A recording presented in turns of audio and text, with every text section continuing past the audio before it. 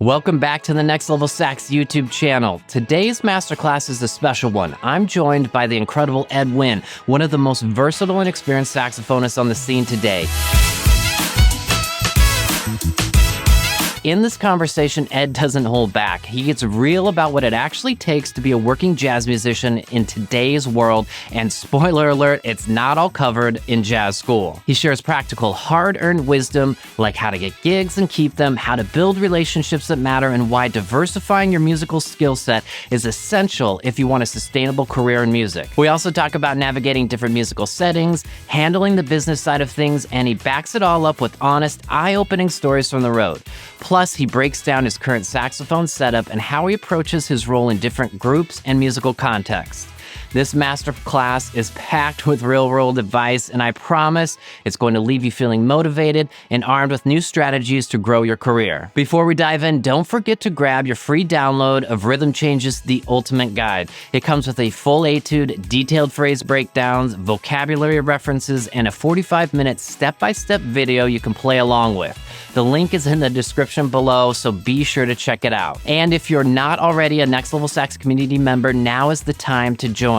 Members get access to exclusive masterclasses like this one, a growing library of lessons and PDFs, and this is really big. Our next live stream guest is none other than saxophone legend Boney James. As a member, you'll get to ask your questions live during the event. All right, let's get into it. Here's Ed Wynne. Give you guys just a little background. So I do own Burbank Music Academy. It's a less facility, but we also have a small performance space there. Nice 4-cam live streaming rig and a Pro Tools recording studio. And we teach all of those things. I'm also the executive director of Rockin' for the Arts, which is a 501c3 that raises money for the arts programs at public schools. My wife and I also own a company called J. Dolan Communications, which rents walkie-talkies to special events, film and TV sets. We do a lot of concerts in the park. We do college, special events, graduations, and things like that. All that to say that over the years, I've put together a very diverse set of income streams. Why? It sounds very stressful. And sometimes it can be, but what it does do is so like if you're looking at your career as a musician, if you diversify your portfolio, if any one of these income streams starts doing this, you've got something else to lean on. If you try and put all your eggs in one basket, then this whole part of the music business that does this, I mean, it's very much, well, it's seasonal.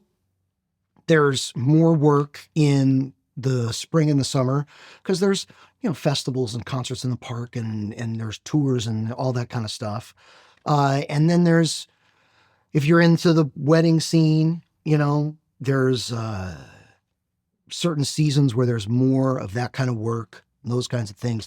So the more diverse your income streams are, the better you're going to be able to weather the downtimes. Okay. So what other kind of income streams could you have? You play the saxophone. Well, you could teach a little bit, right? And so there's one. Are you an arranger? Can you write parts for other horn players? Even if it's just a small thing, like say 2 horns, just start with that Memphis sound, figure that out, write some charts for trumpet and tenor and play them, playing with people. And it's about having more hats in your closet. You really want to diversify what you're doing. So what else can you do? So now you can play. Well, playing wise, let's talk about that. There's a whole bunch of skills involved in just playing the saxophone. How's your sight reading? That's a skill, and it's a marketable skill. And if you're good at it, that opens up a whole field of work that guys who are not great readers, they might be able to get a shot there once, but man, when you get found out, it's hard to get back. It's hard to get another shot if you show up and tank a sight reading situation. So you want to be as prepared as you can be. You can't, nobody's going to do it perfect. And you don't want to hide from opportunities. You just want to continue to grow and continue to get better. So if you get your sight reading together, that's a whole nother thing. Okay. Do you know how to manipulate your saxophone to have different tones? Can you make it warmer? Can you make it softer? Can you make it breathy? Can you make it loud and aggressive? Can you growl? Do you know what growling is? Everybody knows what growling is? Yeah, can you growl? How's your altissimo? You know, how high can you play a chromatic scale? Not a couple of notes. I mean, a chromatic scale so that you can play in the altissimo in any key. It doesn't have to be a specific key. So these are all things that you can work on that open up little lanes of work. Feel me? So if you learn how to make different sounds out of your horn, it's going to make you really valuable in like a big band setting. Because big bands are very much about reading and blending. You don't want to stick out. You got to be able to listen up. So there's a lead voice in that section. It's the lead alto player. The lead alto player sets how long your notes are. They set if there's scoops, if there's falls, how long the fall is. They set vibrato. And your job in the section is to listen. You listen and you listen and you match what they're doing. But you can only do that if you have those skills. So you got to practice blending and just getting different. And the trick to blending is really getting different tones in your horn, figuring out how to do that with whatever your setup is. You should be able to, with one setup, you're not going to be able to get the absolute best of both ends of that spectrum. You're not going to be able to be the screamy, high note guy or the really, really dark jazz guy. But you can approximate those enough on any setup once you're comfortable with it that you can blend in a section, which is what you want to do. What other skills do we have? Are you a soloist? Can you play solos? Are you comfortable getting through some changes? One of the tricks to being a good soloist that I've found out is being able to solo without changes. It's easier for most guys, if you've studied, it's easier to play a solo with like changes in front of you. Try doing that on a jazz tune with nothing in front of you. Just using your ear, following the bass player, figuring out where it's going. You're listening to the voice leading in the piano. So the piano player and the bass player will give you the harmony, unless they don't like you. Then they can lead you astray on purpose. And piano players are famous for that. Just figure that out. And that's not fun. But being a soloist, if we just take being a soloist, there are so many different types of soloists, so many different styles and vibes and sounds and things that you can work on. Are you a jazz guy? Are you a blues guy? Do you know the difference? What is the difference between being a blues soloist and being a jazz soloist? Is it just notes? Or is it phrasing? Is it just notes and phrasing? Or is it notes, phrasing, and tone? What's the difference? So you need to be proficient at a bunch of different styles. Once you're comfortable with your instrument and you know where all the notes are, then you've got to be comfortable soloing in pretty much as many as possible, as many different styles and genres as possible. Because again, it's just about having another hat in the closet so you can go out and you can work in more situations. Yes? No? You with me? Yeah. Ed, I know you have a lot of experience in the funk, rock and funk type of soloing. And I was just thinking about when you said, oftentimes it's harder to solo when there's nothing in front of you. And I would go along the lines to say, when you've got a vamp. Yeah, no changes. Right. When it's one change, that is extremely difficult because now you're sort of responsible for coming up with, or one strategy anyway, is to come up with changes. Is to reharm over the vamp. Right. Yeah, with what you're playing. Absolutely. And I know you've got a lot of experience with that. I mean, not on purpose. I think they were afraid to give me changes. So they were just like, yeah. So I sing as well as play saxophone. So when I was coming up, a lot of what I ended up doing was things where I was the singer and I was a sax player. And so I would end up, and I wanted to work. So the things that I was singing were the things that people wanted to hear. So I'm singing in bar bands. I'm singing in wedding bands. I'm singing anywhere where they'll have me. And those type of like commercial songs and dance songs and things like that, unless you're playing Steely Dan, generally not that challenging as far as the changes go. And so you've got to learn how to play without that. I'll never forget this. There's, Dave Posey? Great sax player. He ran the big band and reading program at Los Angeles College of Music in Pasadena for a bunch of years. So when I was really young, and we ended up on a gig together, and he is like a strict jazz, a really accomplished jazz player. But everything that he played was the absolute perfect vocabulary.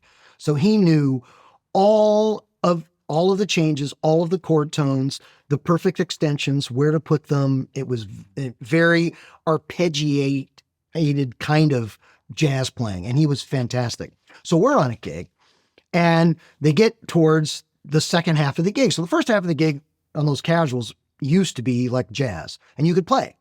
But then the second half would be like dance music. And so it would be about the singers, and it would be about the dance floor and this and that. And so it gave me a solo on something where there was no changes. And I, did my thing, and I sit down, and he looks at me and he goes, "How the hell do you do that?"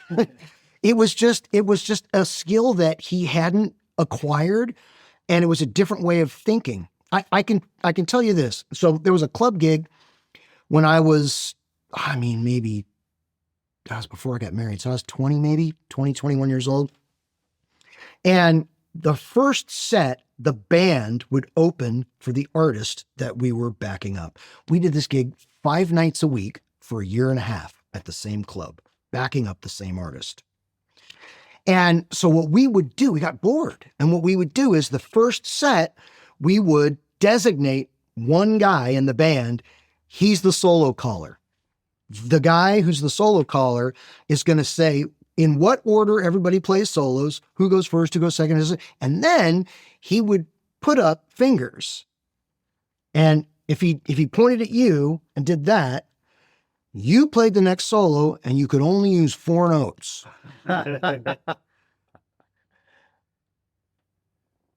Right? Wow. Super challenging. I'm saying do this to yourself. Because it's not just about the notes. It makes you,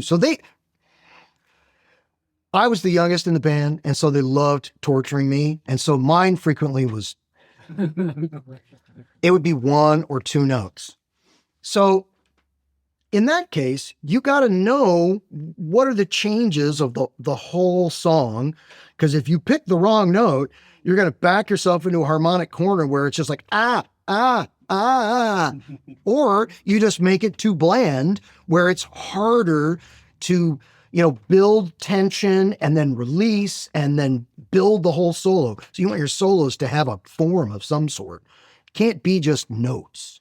It's got to tell a story, and it's got to have a, an arc or a ramp, or it's got to have something. It can't just flatline and be there, because if you do that, you're not going to work as much. You're just not going to work as much.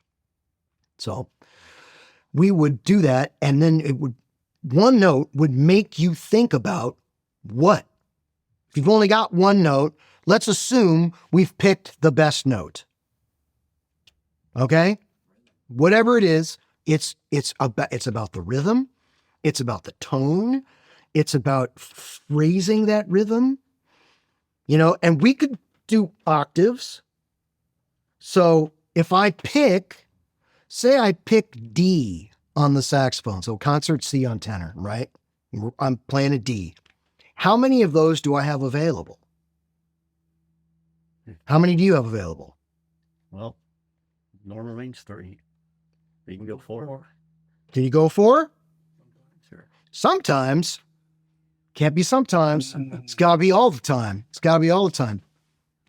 I can go 4 every day, cold, every day, all the time. Because I've been doing it for 1 billion years. That's the only reason. And you just got to do it. You got to do it. So there's other ways to look at soloing besides just notes. And I would challenge yourself to expand your ideas in that part of your playing. And then there's all of the styles. Anybody played in a reggae band before? No? Whole different thing. I toured with Big Mountain, and I toured with Maxi Priest.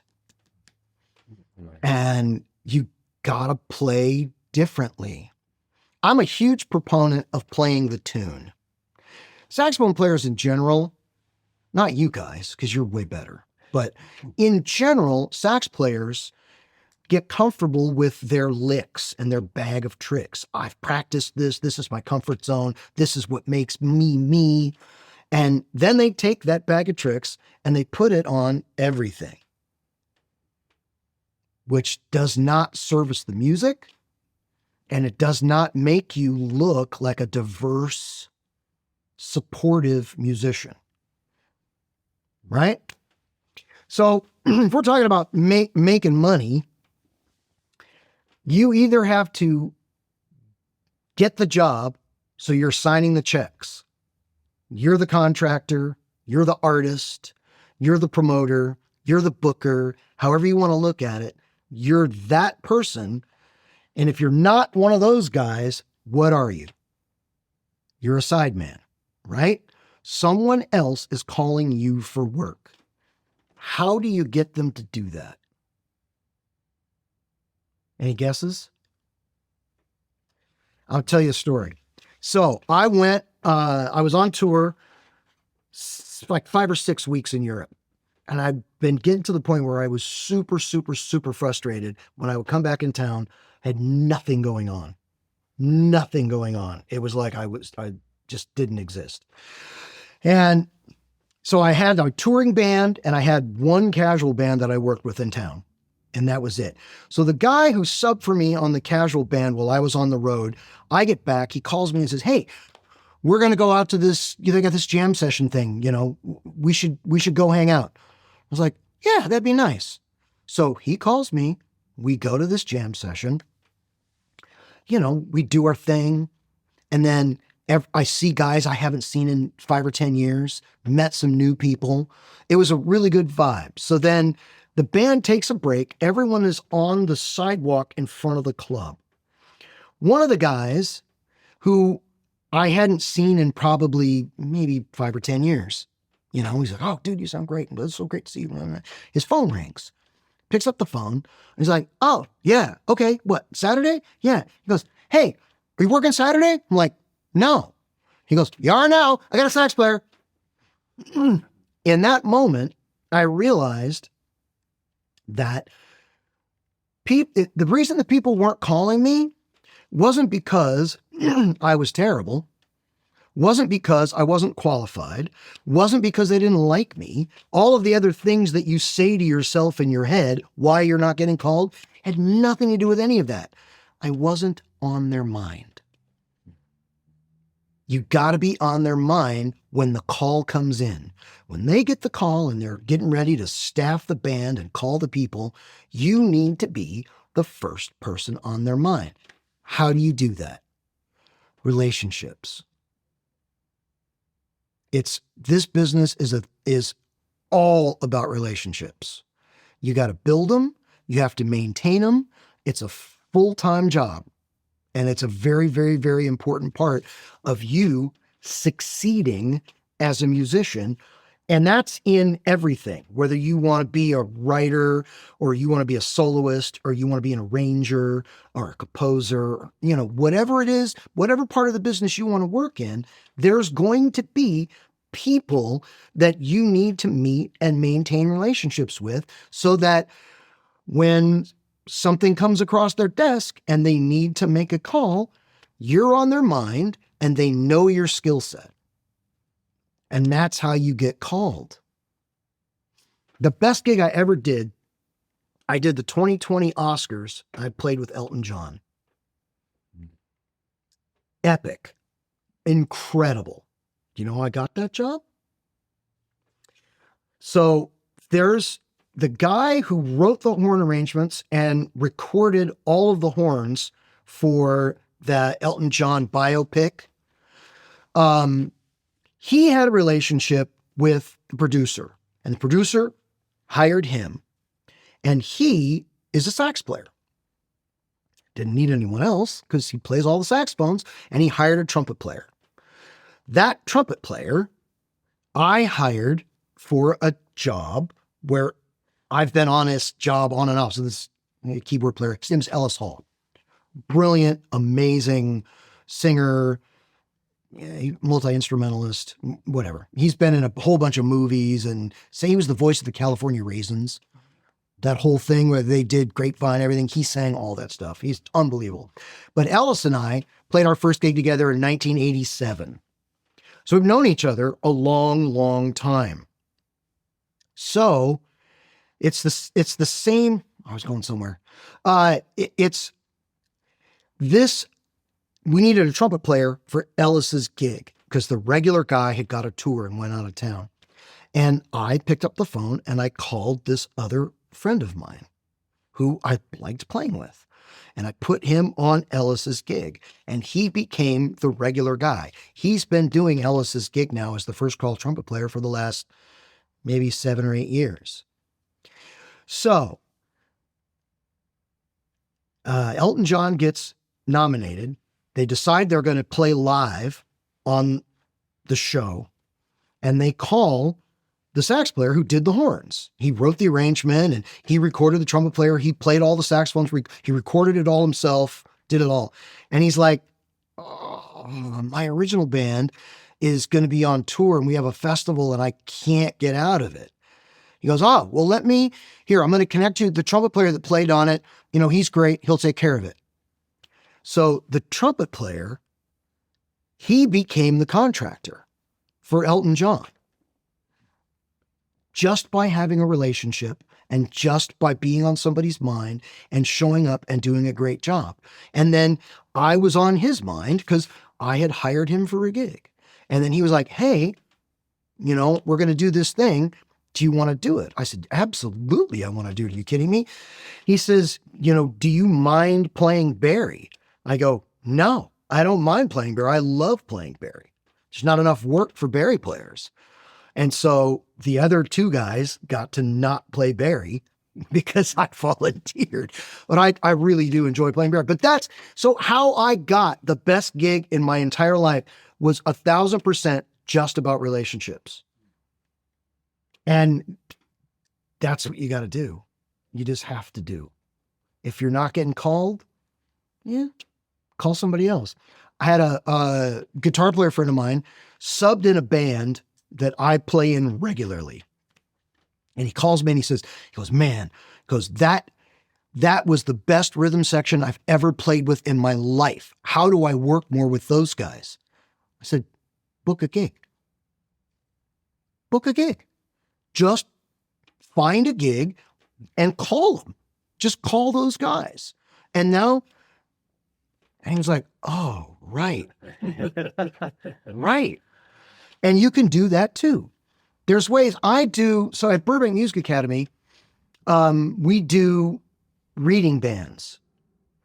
And your sight reading is one of those things that a lot of people really just dial it in. And if you go to college, that's the time in your life when you just bury yourself in it and you become really good at it. But if you don't keep it up, it becomes like your high school Spanish. You just don't remember it. It's hard to do. So it's a skill you have to maintain. So I would put together these reading bands, and that's how I would stay on people's minds. Hire different rhythm sections, get different mixtures of horn players, and just stay on people's minds. And then you see them and they hear you playing. They hear you're in the room. They know you can read. They know you can blend. They know you can phrase. They know you can solo. They know because you're all making music together. So you stay on their minds. How else can we make money? What else can you do? We've got teaching. We haven't really talked too much about writing, but there's like writing original music, things that you own. Producing. And a lot of times producing, I mean, we're all kind of sort of adult ages, right? In here. So it's very easy to find people that are really talented and they're just kind of getting started and they could use a producer / like mentor kind of thing, and you can help them and they can help you. And so every one of those projects that you produce, you're going to get a little better at it, a little better at it, a little better at it. And then you've got people out in the world who's like, oh yeah, no, I did this record. I was like, people look at it, oh, who produced it? Oh, who's that guy? You start building a reputation, but just one project at a time. And if you're going to get into producing, you should probably really, really like whoever the person you're working with is. It makes it easier. Unless you're getting paid, and you got to work up to that to get a record label to come out. Here's $30,000, make a record for this person. You got to work up to that. So that whole build up to that, you should probably enjoy. Because it takes a while and it's hard work. It's worth it. It's absolutely worth it. But pick people that you believe in, people that you like, music that resonates with you, that kind of thing. Like if you're a sax player, probably not going to suggest you go, produce a metal record. Absolutely can, if that's something that you like, in addition to playing the saxophone. You ever anybody here ran your saxophone through a Marshall stack? Awesome. Awesome. The trick to that is getting the sound without having feedback, because the microphone wants to pick it up and it starts swirling. What else can we do? What else can we do to make money? You could, I guess it goes along with teaching, but you could write books. Sure. And they don't necessarily have to be like instructional books either. No, absolutely. If you were going to write a book, what's the one thing that you'd want to tell every younger musician? For me, it would be probably how to practice. It's hard to practice things that you're not good at. It's easy to practice things that you already know, right? So teaching them how to practice, teaching them how to get their sound together. The way that I usually have young people, I put them in a hard corner. So you've got, like drywall or wood or something like that, so that when you play, your sound does nothing but come straight back at you. And you can hear exactly what it sounds like. That's the weird thing about the saxophone is like the sound starts coming out whatever the first open hole is. It's not like a trumpet, where you can put a microphone like right in front of the bell and that's what it sounds like. And the saxophone's not like that. It kind of emanates from all over. It's not a very like focused kind of sound. So to get your tone together and all that kind of stuff, a hard corner is the perfect way to really understand what the audience is hearing, because now you're hearing the same thing. It's bouncing straight back at you. Would do that. I would always practice with a metronome. Not enough people do that, honestly. And the way to practice with the metronome is it sounds super basic and super easy, but the thing to do is you find the fastest speed you can play the passage perfectly. And I'm going to give you a hint. It's painfully, ridiculously slow. Right? So if the hardest part in that passage, you can play it at that tempo. Now what you have to do is the parts that are really easy, you have to put that in the pocket. You can't rush it, which is normally what you do. The easy parts, you play faster, and then you get to the hard part, and then you slow down. Well, if you put the metronome on, it's going to keep you from doing that. It's also going to make it easier for you to play well with others. So if you're in a sax section and you're doing a soli, and you've practiced at like that super slow tempo, and then I played it perfect 3 times. Take the metronome up, 2 or 3 clicks. Do it again till you can play it perfectly 3 times. Take it up 2 or 3. And you'll find in a week or 2, all of a sudden, you're playing it too fast. Like, not terribly musical. You know what I mean? Like showing off fast. But you got to be methodical about it. And by doing that, it really helps your subdivisions. And when you have your subdivisions together, when you sit down to play in a section and you're all playing like a sax solo together or something, you're going to be able to play with everyone else. Here's another trick. Check out my online community, Next Level Sax, where as a member, you get access to an exclusive variety of information, including videos, weekly PDFs, mini lesson videos, monthly jazz etudes, access to all of my books, digital courses, masterclasses, personalized feedback, and of course, a supportive community where you can ask specific questions. Just click the link below to go next level. How do you know how much something should swing? Anybody? Whatever the situation requires. I mean, ish. So if you're in the sax section, the lead alto player he's going to dictate that. But until you hear him play, you're not exactly sure how deep that swing's going to be. So the cheat code is always the drummer. The hi-hat or the ride, if he's playing on the ride, it's basically, not right. I mean, some drummers are left-handed, but whatever hand he's keeping time with, it's usually when the tune starts, it's usually the hi-hat. The hi-hat will tell you exactly how deep the swing is, what those subdivisions feel like. If you listen to that, you listen to the hi-hat, that tells you if it's dunga dunga dooba dooba dooba dooba dooba dooba dunga dunga, you're going to find he gives it to you. She gives it to you. The drummer, whoever the drummer is going to give you the subdivisions. And that's the place that you start when you're sight reading and playing in a section and doing all that. You start with what he gives you, and then you follow the lead alto player. Yeah. Yeah, right. The funny thing about it is when you say it out loud, it all sounds pretty basic and logical.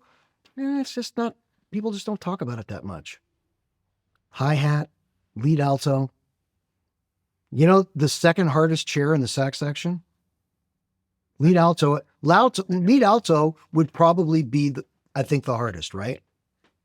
Second tenor. Second tenor.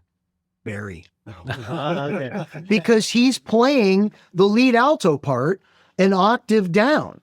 You're doing the same job as the guy who's running the whole section, but you have to do it perfectly, or they're not going to say, oh, the Barry player's terrible. They're going to be like, what's wrong with the section? Or how come the lead alto player, nobody's ever going to look down at the Barry player and go, come on, man, tighten up.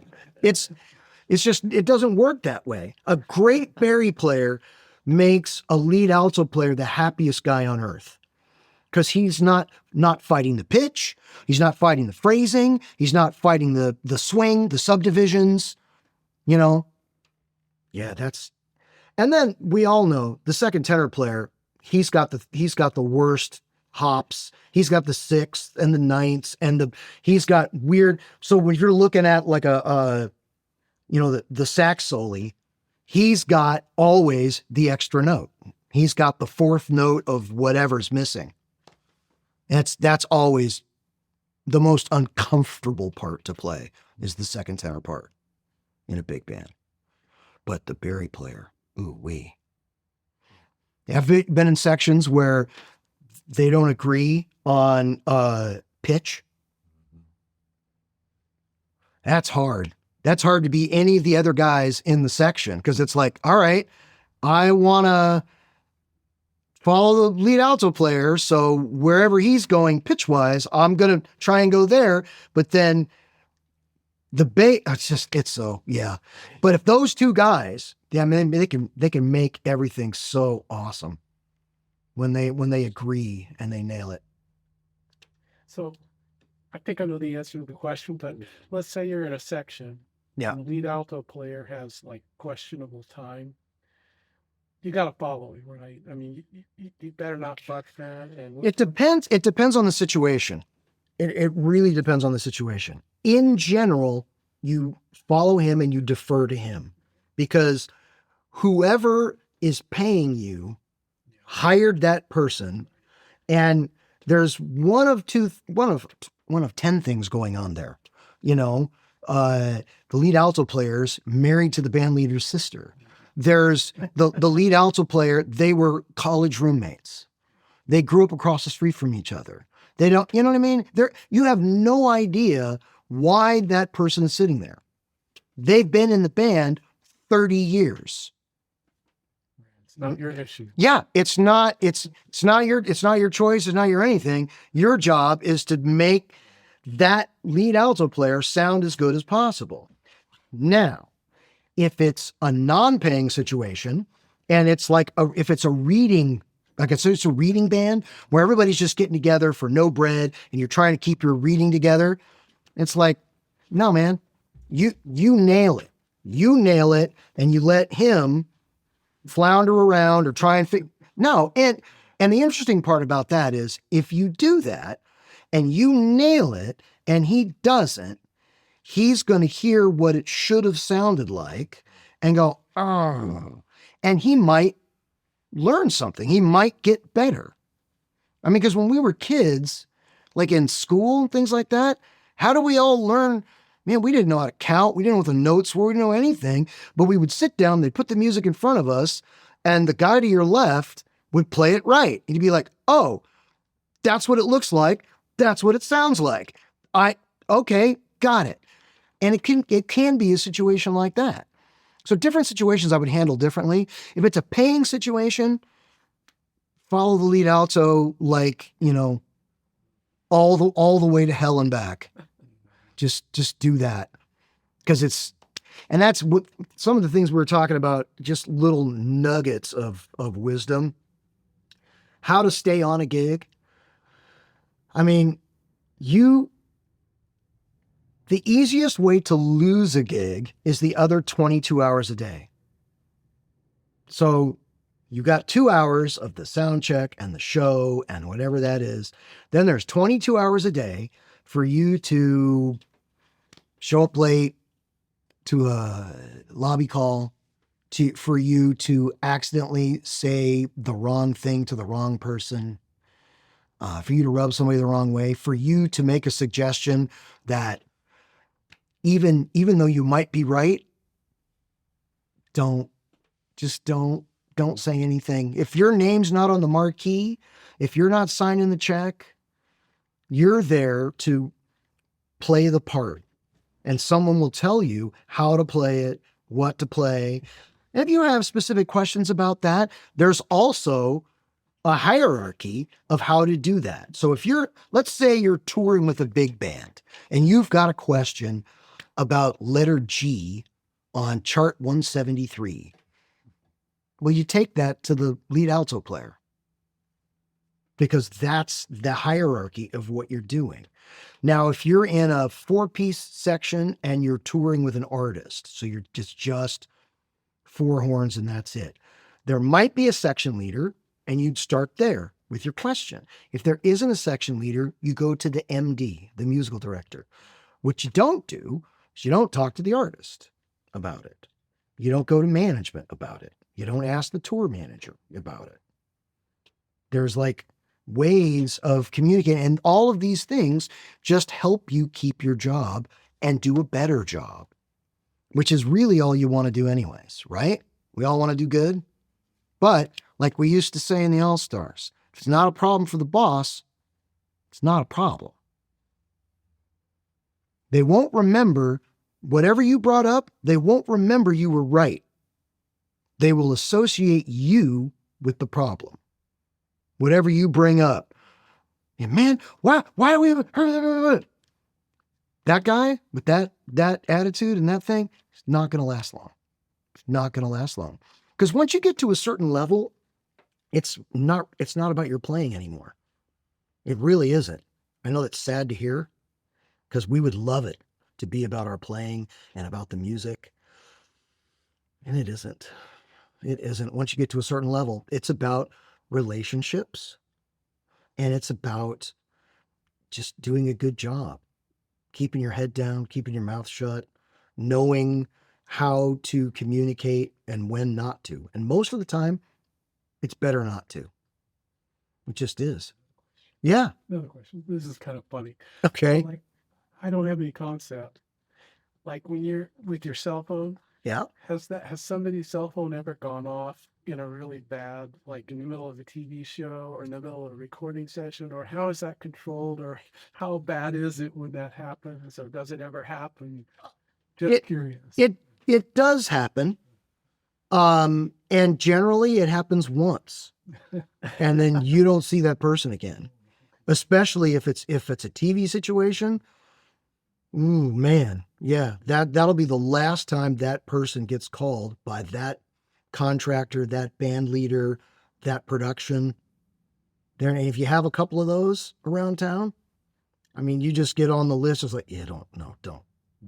It's not worth the effort. Cause it's like, I'm not crazy enough to think that I am that great a sax player. There's a great one right there. There's an even better one right there. It's like you know what I mean? So my playing it's not going to get me very many gigs because there are so many guys who are so good and they're all a little bit better at this one thing or this one thing.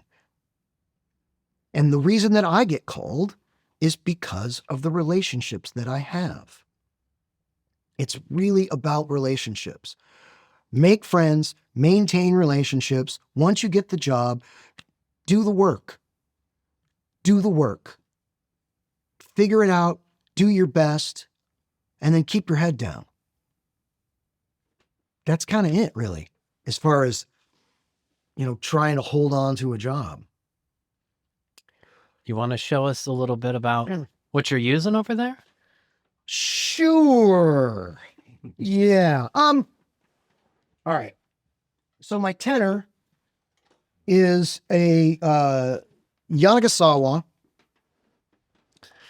The basis of it is a T992. It's I bought it in 2002. When I was on the Doobie Brothers tour. And I had gone a couple of years, I had gone to the NAMM show and played everything in the building. And I really just liked it a lot. And it was really expensive. And so I saved my money and came back the next year, still loved it, thought it was the best thing in the building. I only had about half the bread. It was about $6,500 at the time. And the Doobie Brothers had a gig in Atlantic City. We flew into New York. And prior to us going there, I had gotten on Craigslist and searched Yanagasawa. There was a guy in New York City who was going to lose his apartment and was selling his T992. And so I called him up and I said, hey, is this legit? Is it, I go, I'll be there. I will be, but you got to bring it to the airport and I'll bring you cash.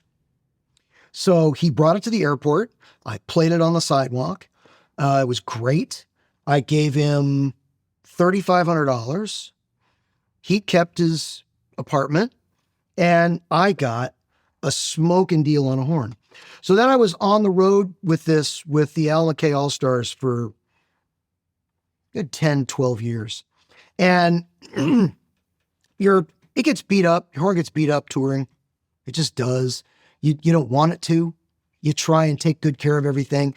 And the bell takes the brunt of all of that. It just does because it's out front and it gets whacked by microphones and gets, some guys moving the drum riser or just whatever it is. It's just life. It just happens. And so the bell was kind of beat up on the horn. And I had relationship with the guys at Yanagasawa. And I was like, hey, can you put a solid sterling silver bell on this horn? And they're like, yeah, sure. And so they did. And I love it even more. And it's been maybe 10 years since they did that. So that's what it is. It's a T992, which is bronze. You can kind of see the coppery color to the bow and the body. The neck is one of their custom. It's solid silver and it's gold plated. And I love it. I will say this. I bought my second Mark VI. I bought my first Mark VI tenor, my second six. My first Mark VI I bought was an alto. I bought my tenor when I was 17 years old.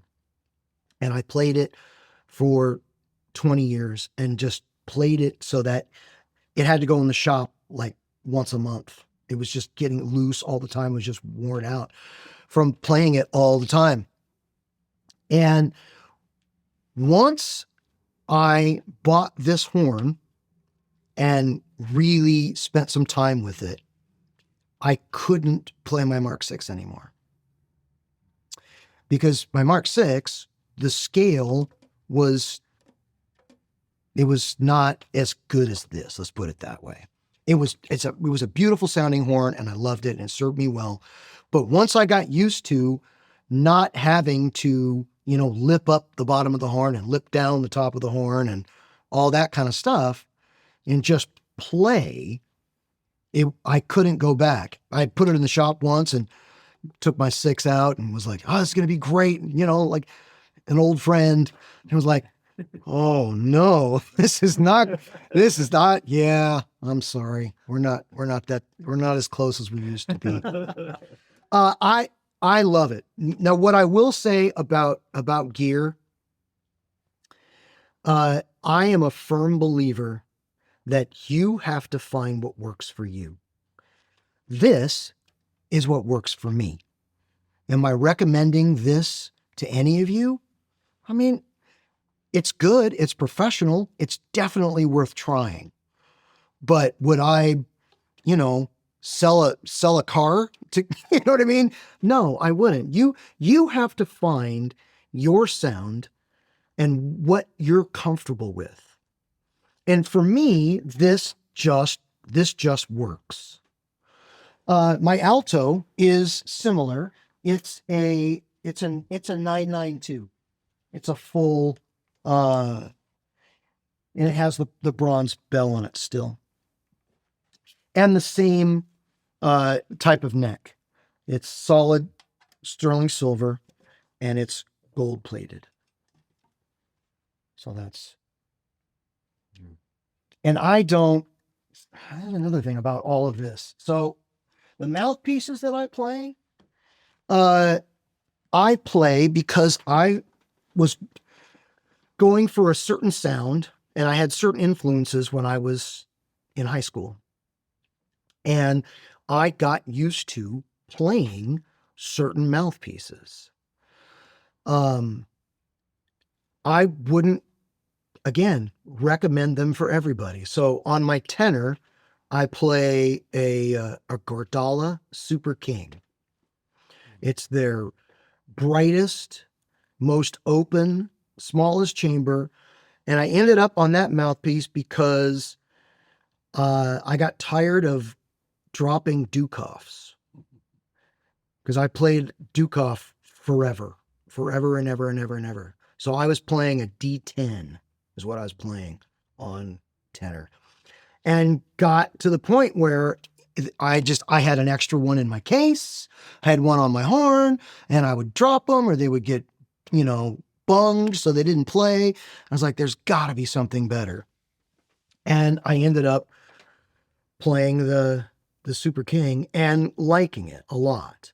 And on alto, I'm playing a Dukoff. I've played a Dukoff. I bought my first one when I was 16 years old. And I'm comfortable playing it. I don't recommend them for everybody. They're hard to play in tune. They're hard to control. They want to scream at the world. That's the vibe that it is. And that vibe fits my playing and fits my personality. And I wouldn't recommend that to everybody. But here's another great story. So I'm playing second alto in a big band. And the lead alto player is Phil Feathered.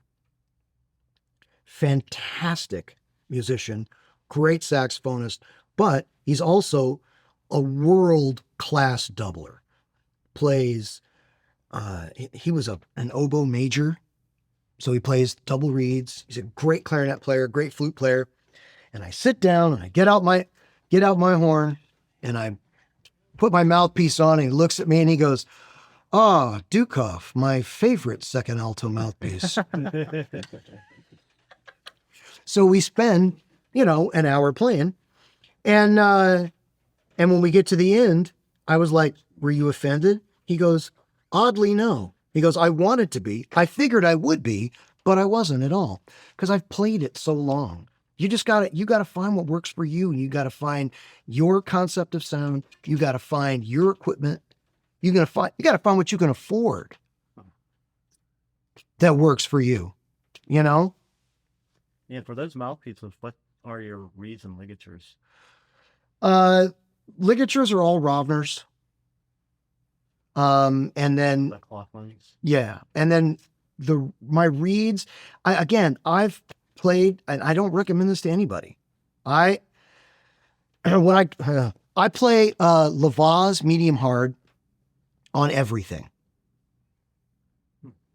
Alto, soprano, bari, tenor, across the board. That's just what I play, and that's what works for me. When I got my reed deal, they bring you in and they put a whole bunch of reeds out on the thing, and they give you this thing to fill out. It's like, oh, we want to know about your reed habits and this and that and the other thing. And so one of the questions was, out of a box of reeds, how many do you play? And my answer was all of them. And they were like, is our product that good? And my answer was no. It's not. It was, well, we don't understand. I was like, well, my approach to it is, I think my job is to find out what that reed wants to be. Some reeds are jazz reeds. They're darker, they're softer. Some reeds are like rock and roll R&B reeds. They're brighter, they're harder. Then there's rehearsal reeds and practice reeds. If I have a killing reed, I'm not going to, waste it playing arpeggios in the bathroom. You know what I mean? Because that's more about, I'm trying to keep my fingers together. I'm not worried about, I'm not at this point, not worried about this. This is, I have that where I want it, where I'm comfortable with it. So that's what I use. Don't use it. Don't use it. And then there's other guys. I know guys, some of them we'll meet later today, that they know everything about reeds. They refile their own. They've got a whole rack of them. They go through them. They let them marinate. Some people put them in water. Some people put them in vodka. Some people put them in, whatever. Just everybody's got their own thing. What works for you? Do you. Do you. Do the best you can possibly do. Yeah. Amazing. Here we go. Ed, thanks so much.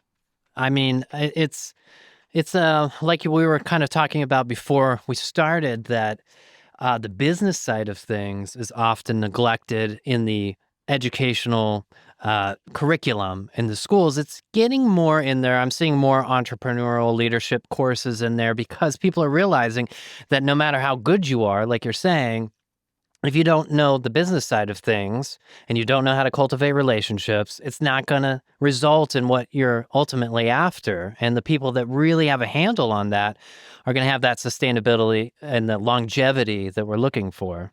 I think over the years, a lot of my contemporaries have been frustrated by people that really seriously possessed the marketing gene, but really couldn't play very well at all. And those people ended up working a lot. And for those of us who spent so much time in a practice room and, sweating over every subdivision and weird scale and transcribing this and, all the things that you do to elevate your game, then there's somebody that you have to look at all the time. It's like, you're like, yeah, they don't sound that good. It's not always about that. They have the relationship. They know the people. They're a good marketing person. It's like, so I've found this to be true over the years. I can learn something from everybody.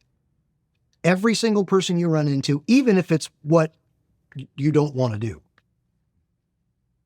But there's somebody, as terrible as they might sound, there's something that person does that's better than you.